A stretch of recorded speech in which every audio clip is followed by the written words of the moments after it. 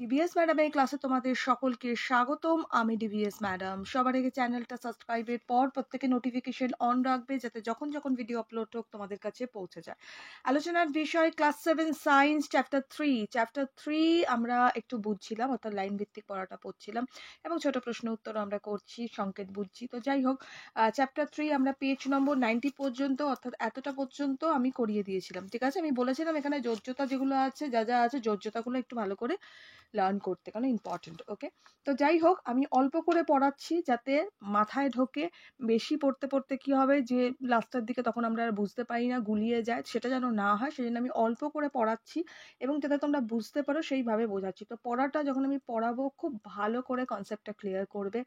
বেশির থেকে বেশি করে, দরকার পড়ে কোনো জায়গা বুঝতে না পারলে রিপিট দেখবে, বাট সেই জায়গাটা বুঝবে, স্কিপ না করে দেখবে। কেন, এই যে ফিজিক্যাল সায়েন্স আছে, একবার যদি বেসটা বা বেসিকটা বুঝে যাও তাহলে কিন্তু বড় হয়েও কোনোদিন কোনো প্রবলেম হবে না, সায়েন্সের ক্ষেত্রে কোনো প্রবলেম থাকবে না। ঠিক আছে, শুরু করা যাক। দেখো, আমরা এবার পড়বো হচ্ছে সংক্ষেপ লেখার কৌশল। এখান থেকে আমরা পড়বো। এর আগে আমি যা যা আলোচনা করেছি সব প্লে লিস্টে আছে, ভিজিট করে দেখে নিও। আমি চেষ্টা করব এই ভিডিওর শেষে অ্যাটাচ করার জন্য কিছু, তোমরা সেখান থেকেও দেখতে পারবে, বা প্লে লিস্টটাও আমি অ্যাড করার চেষ্টা করব। ঠিক আছে, শুরু করা যাক। দেখো, সংকেত লেখার কৌশলে কি বলেছে, বলছে বিভিন্ন মৌল কিংবা মূলকের যোজ্যতাকে ব্যবহার করে কিভাবে যৌগের সংকেত লেখা হয় তা লেখা যাক। ওকে, সরি, তা দেখা যাক। প্রত্যেকে বলেছি আমি এইটা মুখস্থ করতে বলেছিলাম, এটা কিন্তু অবশ্যই যোজ্যতা কোনটা আছে এটা মুখস্থ করা ছাড়া দ্বিতীয় কোনো অপশন নেই, এটা কিন্তু লার্ন করতেই হবে। ঠিক আছে, তবেই এটা দেখতে পারবে। যাই হোক, যদি কেউ করে না থাকো অবশ্যই পরে ভিডিওটা দেখে করে নিও।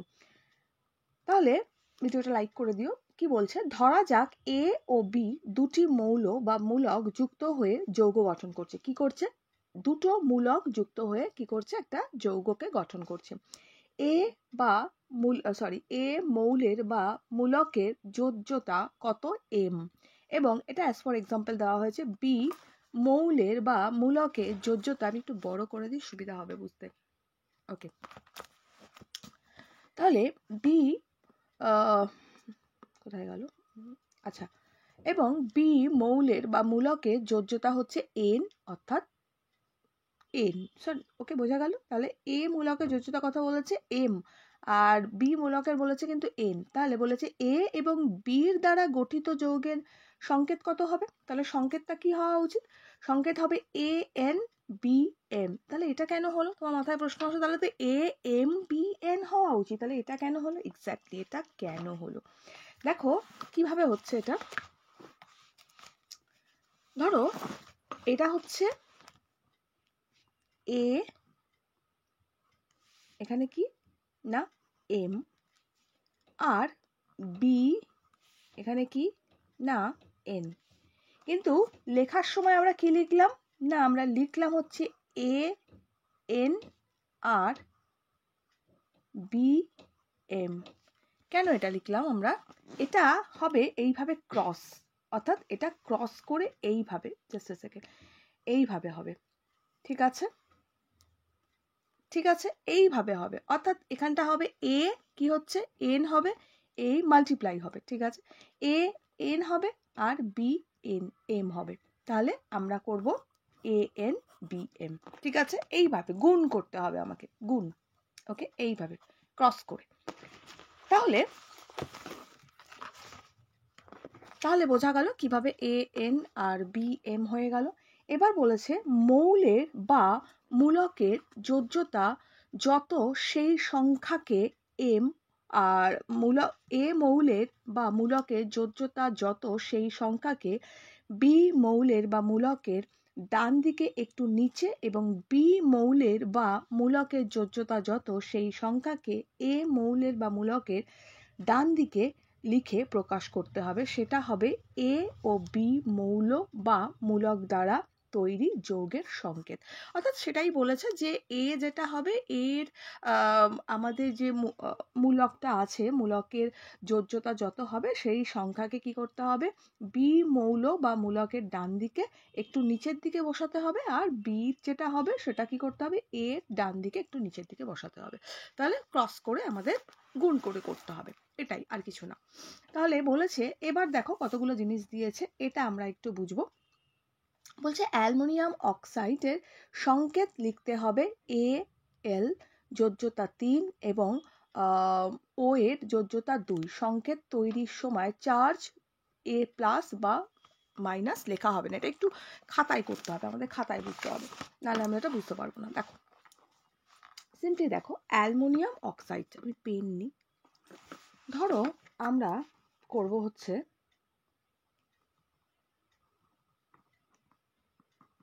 অ্যালুমিনিয়াম অক্সাইড, ওকে, অ্যালুমিনিয়াম অক্সাইড এর মধ্যে কি আছে?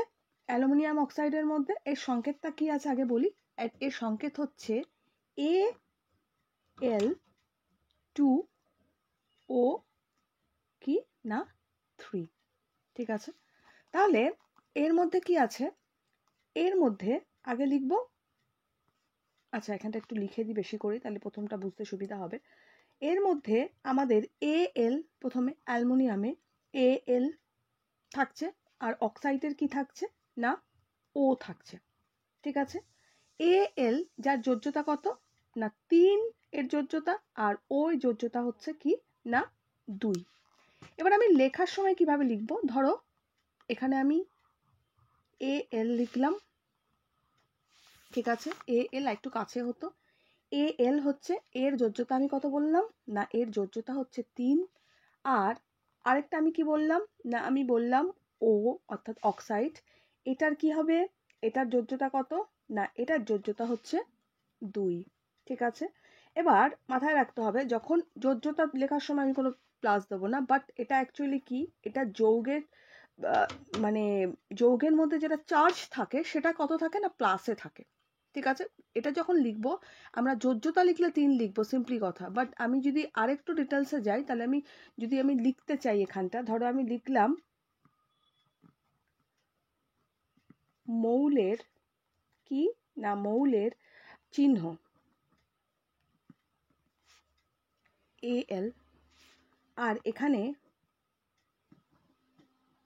যৌগের মধ্যে তার চার্জ অর্থাৎ নেগেটিভ পজিটিভ কি থাকছে সেটা আমি ধনাত্মক ঋণাত্মক সেটা চার্জ যখন লিখবো মৌলের চিহ্ন কি হয়েছে Al, চার্জটা কত হবে মাইনাস নয়, এটা সরি মাইনাস বলছি, +3, আর এটার ক্ষেত্রে কি হবে অক্সাইডের ক্ষেত্রে কি হবে এটা মাইনাস হয়, এটা -2, ঠিক আছে।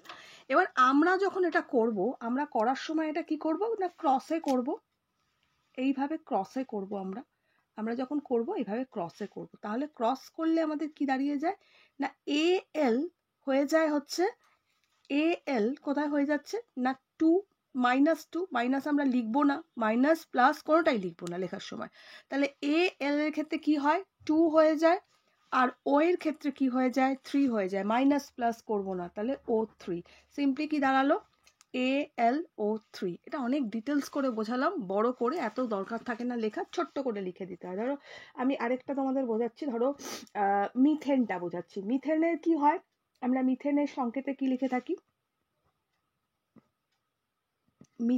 মিথেনের সংকেত আমরা কি লিখি না C1C, এটা H4, মিথেনের সংকেত হচ্ছে C1H4। এটাকে আমরা কিভাবে করতে পারি, এর মধ্যে কি আছে কার্বন আছে, সি মানে কি কার্বন, তার মানে আমরা সি আগে মৌলের চিহ্ন করে দিই,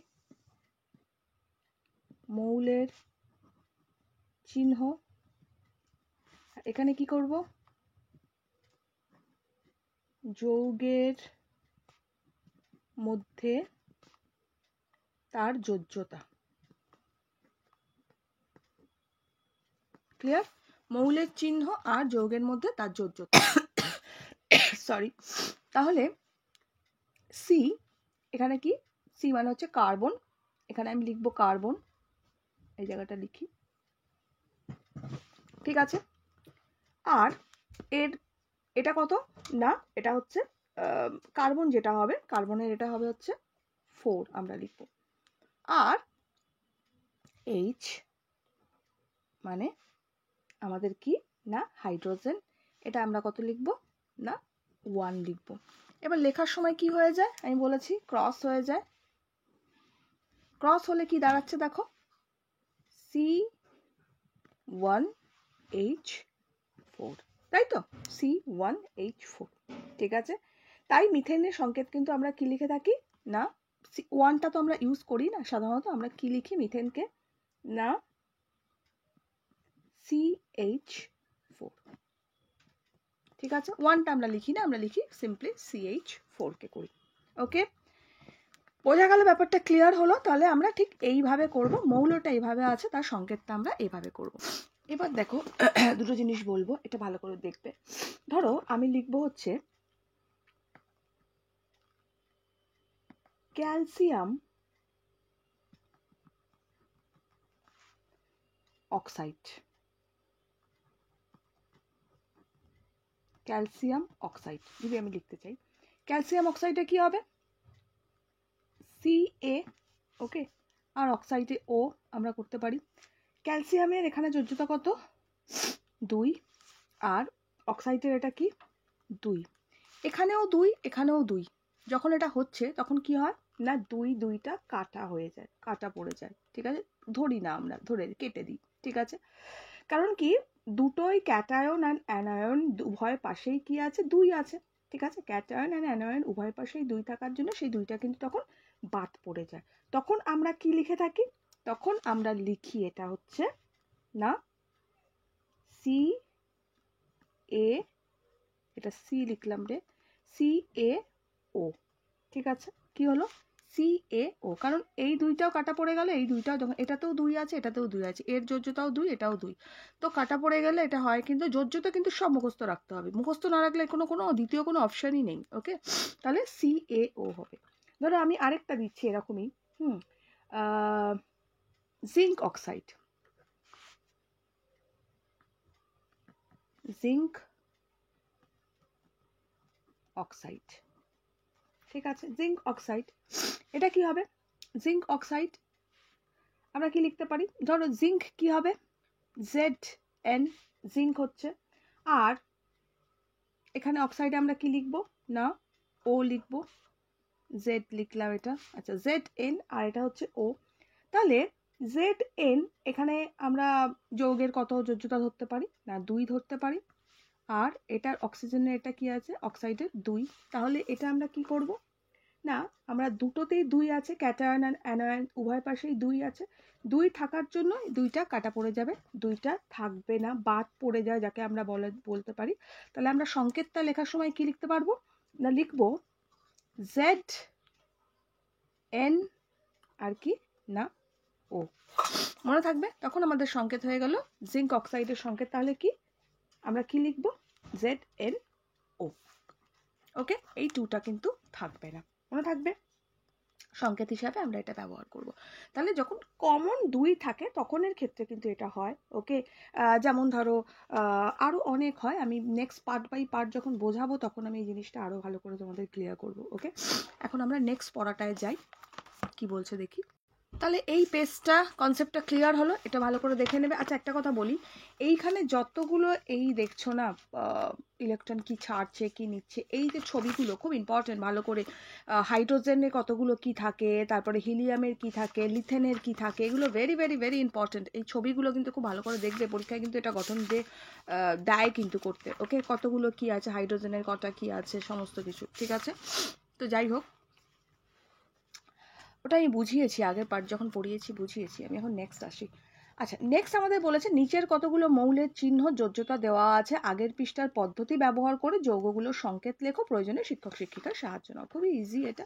তাহলে আমাদের কি বলেছে কার্বন টেট্রাঅক্সাইড, ঠিক আছে। তাহলে কার্বন টেট্রাঅক্সাইডে এটা কি আছে না সিটা কি আছে 4 আছে, আর যৌগে উপস্থিত একটা মৌলের চিহ্ন কি আছে সি আছে, ওই মৌলের যোজ্যতা কত আছে 4 আছে, ঠিক আছে। আচ্ছা, যৌগে উপস্থিত অন্য মৌল কি আছে Cl আছে, ক্লিয়ার, তার মৌলের যোজ্যতা কি আছে 1 আছে। তাহলে আমরা সংকেতটা আমাদের কি হবে খুব ভালো করে বুঝবে, সংকেতটা কি হবে না সি প্রথমে, তারপরে কি আছে Cl, তারপরটা কি আবার Cl। তাহলে আমি এবার কি লিখতে পারি, কি লিখবো সি লিখলাম আর Cl এ কত লিখবো 4 লিখবো ওকে সিতে 1 হয়ে যাবে Cl এ 4 1টা তো আমি লিখবো না সো Cl এ 4 হবে কারণ কি ক্রস হয়ে গেল মনে থাকে জানো ক্রস হয়ে গেল কিন্তু ওকে তাহলে মাল্টিপ্লাই হয়ে গেল এইভাবে এই ক্রসে হলো এটা চলে গেল এটা চলে গেল এটাই নেক্সট দেখো আর আমি বোঝাবো না আশা করি বুঝতে পেরেছো নেক্সট আমাদের কি বলেছে দেখো ফসফরাস পেন্টাক্লোরাইড তাহলে ফসফরাস পেন্টাক্লোরাইড কি হবে পি কি আছে 5 আছে Cl কত আছে 1 আছে তাহলে পি লিখলাম এখানটা ওকে আগে আমি পি লিখলাম ক্যাপিটাল লিখলাম কিন্তু রে পি লিখলাম এটা আর তারপরে কি আছে Cl ওকে এবার আমি কি লিখবো 5 লিখবো Cl এ 5 লিখবো ওকে একটা লিখবো না Cl এ কত হয়ে যাবে ক্রস করলে 5 হয়ে যাবে ওকে নেক্সট বুঝতে পারছো তো ধরো পি কত 5 চিন্তা করো পি হচ্ছে 5 এভাবে হলো পি আমি পুরো লিখলাম এটা জাস্ট দেখাচ্ছি পি হচ্ছে 5 আর কি আছে Cl হচ্ছে 1 ক্রস করলে কি হবে ওকে ক্রস করলে কি হয়ে যাবে পি 1 হয়ে যাচ্ছে Cl 5 হয়ে যাচ্ছে না পি 1 লিখবো না Cl 5 ওকে তাহলে হচ্ছে পি Cl 5 এটাই ঠিক আছে বোঝা গেল নেক্সট পরেরটা নিজেরা করো দেখি তো পরেরটা কি পারো অ্যামোনিয়া ওকে অ্যামোনিয়ায় কি লিখবো N3 এটা হবে আমাদের অ্যামোনিয়ার ক্ষেত্রে NH3 নেক্সট দেখো সালফার টেট্রাক্লোরাইড কি হবে S4 আছে আর এটা F1 আছে তাহলে এটা আমরা কি লিখবো SF4 আশা করি তোমাদের কনসেপ্ট আমি ক্লিয়ার করতে পেরেছি তাই তো তাহলে এটা এইভাবেই আমাদের হচ্ছে নেক্সট পরেরটা আমাদের কি দিয়েছে পরেরটা বলেছে তোমরা নিজেদের মধ্যে আলোচনা করো মৌল ও মূলকের যোজ্যতা ব্যবহার করে নিচের সরণি পূরণ করো প্রয়োজনীয় শিক্ষক শিক্ষিকার সাহায্য যোজ্যতা মুখস্থ রাখতে হবে কিছু দ্বিতীয় কোনো অপশন নেই ওকে দরকার পড়ে একটা পেজ করবে পেজের মধ্যে কার কত যোজ্যতা সেটা মুখস্থ করবে তাহলে সংকেত নিজেরাই সুন্দর করে লিখতে পারবে ওকে তাহলে আমাদের প্রথমে দেওয়া আছে কি না প্রথমে আমাদের দেওয়া আছে হচ্ছে সোডিয়াম ফ্লোরাইড তাহলে সোডিয়াম ফ্লোরাইড আমাদের দেওয়া আছে এখানে দেওয়া আছে কত এটা করা আছে 1 করে দেওয়া আছে আর তারপরে কি দেওয়া আছে F মাইনাস যেটা আছে সেটা হচ্ছে 1 করা আছে তাহলে ওটা করেই দেওয়া আছে NaF তারপরেরটা কি দিয়েছে K দিয়েছে ওকে ঠিক আছে পটাশিয়াম তাহলে এখানে 1 আছে আর এটা হচ্ছে ঠিক আছে ব্রোমিন তো Br দিয়েছে হচ্ছে 1 তাহলে এটা আমরা সংকেত কি লিখবো এটা লিখবো এখানটা লিখবে দেখতে পাচ্ছ তো আচ্ছা এখানটা লিখবে এত ছোট করে কি করে লিখবো রে ভাই পটাশিয়াম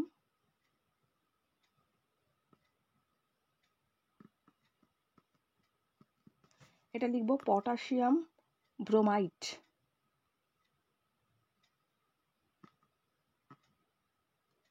আমার একটু ভেতরে ঢুকে গেল কারণ একটু লেখাটা খুবই কষ্টকর এখানটা পটাশিয়াম ব্রোমাইড এটা লিখবো আচ্ছা পটাশিয়াম ব্রোমাইডের ক্ষেত্রে এইখানে সংকেতে আমরা কি লিখবো না কে তারপরে কি Br হয়ে গেল এক আছে আর কিছু লিখবো না Br ওকে নেক্সট দেখো পরেরটা লেড ক্লোরাইড করা আছে PB ওকে ঠিক আছে 2 আছে নেক্সট পরেরটা দেওয়া আছে হচ্ছে Cl1 আছে এখানে করেই দেওয়া আছে দেখো PbCl2 মানে ক্রসে হচ্ছে বোঝা গেল পরেরটা দেখো দেওয়া আছে ওকে লেড ক্লোরাইড হয়ে গেল অ্যালুমিনিয়ামটা দেখো অ্যালুমিনিয়াম হাইড্রোক্সাইড এটা পারবে নিজেরা আমি শুধু লিখে যাচ্ছি হ্যাঁ অ্যালুমিনিয়াম হাইড্রোক্সাইড এটা আমাদের দেওয়া আছে তাহলে এটা Al3 করা আছে তারপরে OH1 করা আছে তাহলে এটা আমরা কি করতে পারবো আমরা করব হচ্ছে Al এবার আমরা করব ব্র্যাকেটের মধ্যে দেব OH3 ঠিক আছে AlOH এটা 3 করব ওকে নেক্সট পরেরটায় যাব এখানে এটা কেন হলো আমি পরে বলছি নেক্সট পরেরটায় দেখো, পরেরটা আমাদের এটা হলো, আচ্ছা পরেরটা আমাদের দেয়নি তাই তো, তাহলে পরেরটা যখন দেয়নি এটা আমাদেরই করতে হবে। কি দিয়েছে দেখি, বলছে এ এল আমাদের দিয়েছে, খুব ভালো কথা। তারপরে আমাদের দিয়েছে হচ্ছে ও এল 3 দিয়েছে, ও এইচ 1 দিয়েছে। ওকে, তাহলে এটা আমরা করব হচ্ছে এ এল, তো এ এলটা করলাম নাকি, এটাই তো করলাম দেখ। আচ্ছা এনটা গন্ডগোল হয়ে গেল, সরি। এন এ দিয়েছে, তারপরেরটা এটা দিয়েছে, তারপরেরটা ফাঁকা দিয়েছে, তারপরেরটা HCO3 দিয়েছে, 1 দিয়েছে। ওকে ঠিক আছে, তাহলে এটা আমাদের হবে হচ্ছে, এটা আমরা করব ম্যাগনেসিয়াম,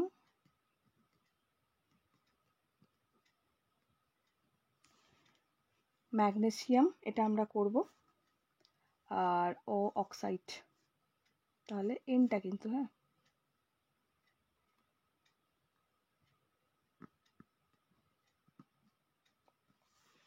ঠিক আছে, ম্যাগনেসিয়াম, এটা আমরা অক্সাইডটা, এই ম্যাগনেসিয়াম অক্সাইডটা অ্যাকচুয়ালি হবে না, দাঁড়াও এটা ভালো করে ভাবতে দাও। এন এ করেছে, তাহলে এই জায়গাটা আমার কিন্তু ভুল হয়েছে, জাস্ট আ সেকেন্ড, এটা আমরা একটু ঠিক করে নিই। হ্যাঁ, সবার আগে এটা যদি কেউ লিখে থাকো মুছে ফেলো, এন্ডের জায়গায় এম দেখেছি, যাই হোক এটা, তাহলে এটা হবে এন এ, কি আছে এন এ HCO3, ঠিক আছে। এগুলো কিন্তু বড্ড গন্ডগোল হয়ে যাচ্ছে, বিকজ গায়ে গায়ে গায়ে গায়ে লাগছে, বইয়ের মধ্যে লিখছি। তো যাই হোক, এটা আমরা লিখবো হচ্ছে সোডিয়াম,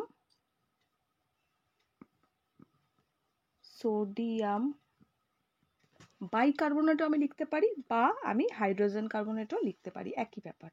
আমি বাইকার্বনেট লিখে দিলাম, বাইকার্বনেট,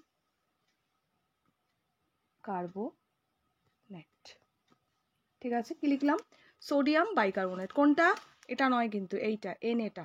ওকে, সোডিয়াম বাইকার্বনেট, তাহলে এখানটা কি হবে, এখানটা 1 হবে, যোজ্যতার ক্ষেত্রে আমরা 1 করব। আর এখানে কি আছে HCO3, এখানেও 1 করে দেওয়া আছে। তাহলে আমি যখন সংকেতটা লিখব, সংকেত আমি কি লিখব না, এন, ভালো করে দেখবে, হ্যাঁ, N A H C capital O 3, NaH3O3, দুটোই 1 তো সিম্পলি যেমন আছে তেমন বসিয়ে দেবো। নেক্সট পরেরটা বলছে ক্যালসিয়াম বাইকার্বনেট, তাহলে ক্যালসিয়াম বাইকার্বনেটের কোথায় কি আছে লেখা, এই যে এইখানটা আছে। আচ্ছা, ক্যালসিয়াম বাইকার্বনেট CA দেওয়া আছে 2, যোজ্যতা তার মানে 2। এখানে কি দিয়ে দেওয়া আছে HCO, কত দেওয়া আছে এখানটা নিচে HCO3, এটা সরি HCO3 আছে, কিন্তু ওপরে কত দেওয়া আছে, এখানটা কিন্তু মাইনাস শুধু দেওয়া, আগেরটাও কিন্তু মাইনাস শুধু দেওয়া আছে, অর্থাৎ কোনো সংখ্যা নেই, তার মানে এটা আমি 1 করব। নিচের সংখ্যাটা ধরবো না, কিন্তু ওপরে মাইনাস প্লাসের ক্ষেত্রে কত সংখ্যা আছে সেটা কাউন্টেড করে যোজ্যতা হয়, নট নিচেরটা। আচ্ছা, তাহলে আমরা এটা লেখার সময় কি লিখবো না, আমরা লেখার সময় লিখবো, ভালো করে দেখো, এটা লেখার সময় লিখবো CA, এবার কি আছে H3O3, আগে C এটা লিখে নিলাম, এবার আমি লিখবো HCO3, এবার এটাকে ব্যাকেটে দিয়ে দেবো, ঠিক আছে, ব্যাকেটে দিয়ে দিলাম। কেন দিলাম, কেন HCO3 এর পরে আমাকে সংখ্যা লিখতে হচ্ছে, কি লিখতে হচ্ছে না 2 লিখতে হচ্ছে। ওকে, কারণ এখানে কত আছে, CA তে কত আছে 2 আছে, ক্রস করলে আমাদের এখানে গিয়ে দাঁড়াবে 2, কিন্তু এর অলরেডি নিচে আমাদের কত দেওয়া আছে 3, তো আমরা এটা যখনই লিখবো তখনই কিন্তু আমরা ব্যাকেট করে 2 লিখবো, ঠিক আছে। কিন্তু যদি আমাদের এটা না থাকতো, যদি সাপোজ ধরো আমার এখানটা 3টা না থাকতো, তাহলে ব্যাকেট না দিলেও চলতো, কোনো প্রবলেম নেই, কিন্তু যখন আমার 3টা রয়েছে তো তখন কিন্তু আমাদের এটা ব্যাকেট দিয়েই 2 লিখতে হবে। ওকে, ক্লিয়ার, বোঝা গেল, ঠিক আছে। কিন্তু এরকম থাকতো না, আমি অ্যাজ ফর এক্সাম্পল বললাম, কেননা এটায় ব্যাকেট ভাঙলে এটা কখনোই হবে না, কারণ এটা আমাদের ফর্মুলাকে ভাঙা তো যাবে না, ফর্মুলা যেটা আছে সেটাই করতে হবে, ফর্মুলায় ব্যাকেট না থাকলে হবে না, এটার ফর্মুলাই এটা আমাদের। ওকে, বোঝা গেল। নেক্সট পরেরটায় যাও, পরেরটা আমাদের বলেছে জিঙ্ক নাইট্রেট, কি দেওয়া আছে, Zn2 দেওয়া আছে, এখানটা 2 করব, এখানে এখানে NO3 দেওয়া আছে, এখানে 1 মানে মাইনাস শুধু দেওয়া আছে, এটা 1 মানে 1 করব। তাহলে আমরা লেখার সময় কি লিখব? ZnO3 লিখে দিলাম, ব্র্যাকেট ক্লোজ। Zn কত ছিল? 2 ছিল, আর NO এটা কত ছিল? 1 ছিল। তাহলে ক্রস করলে আমাদের কত হবে? এখানটা 2 বসে যাবে। ঠিক আছে, বোঝা গেল? নেক্সট পরেরটা দেখো, সোডিয়াম ফসফেট। এটা হচ্ছে Na, এখানে কত আছে? প্লাস দেওয়া আছে মানে 1 ধরবো, করা আছে। এখানে কত আছে? PO4, এখানে -3 করা আছে, তার মানে 3 ধরবো। লেখার সময় কি লিখবো? লেখার সময় লিখবো Na3PO4। ঠিক আছে, Na3PO4, কারণ এটা কি হচ্ছে? ক্রস করলে 1 হচ্ছে, এখানটা 3 হচ্ছে। ওকে, ক্লিয়ার? বোঝা গেল আশা করি। এটা বুঝতে পেরেছো? এতটা পর্যন্তই আজকে থাক। কয়েকটা প্রশ্ন আমি নিচ্ছি। ধরো আমি এখানে বললাম পটাশিয়াম, জানি না ভিডিও অনেক বড় হয়ে গেছে, কেটে যাবে কিনা, তাও আমি চেষ্টা করছি। আচ্ছা, পটাশিয়াম সালফেটে K+ এবং SO4 ওপরে লিখবো -2, মানে 2 মাইনাস আর কি। ওকে, আয়ন আছে।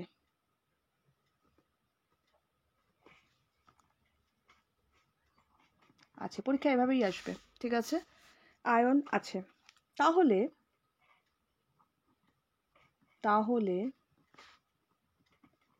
পটাশিয়াম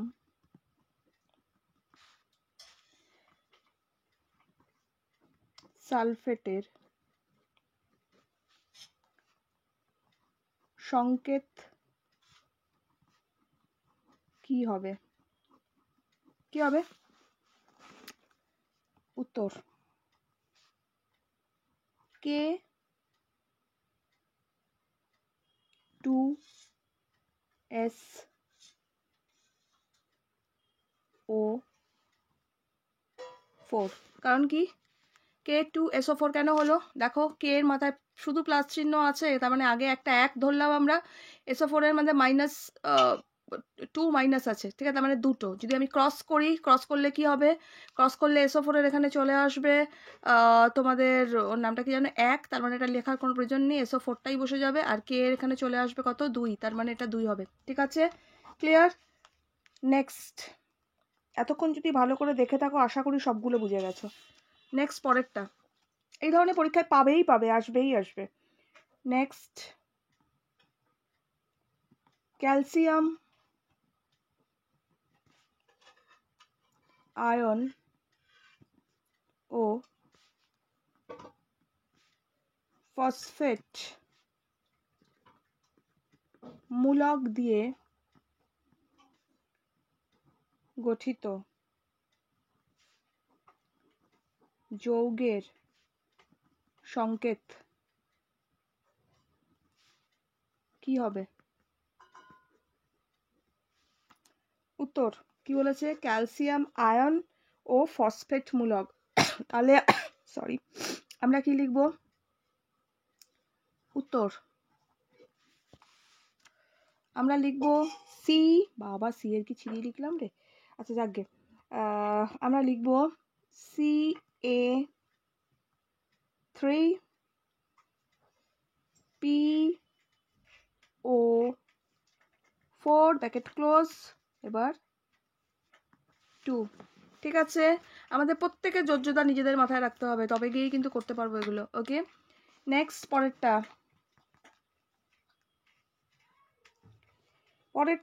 আমি নিতে পারি কি দি।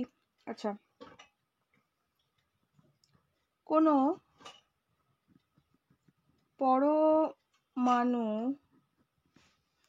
পরমাণু থেকে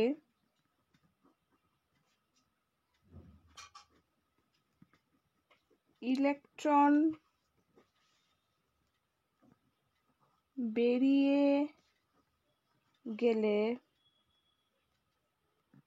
কোনো পরমাণু থেকে ইলেকট্রন বেরিয়ে গেলে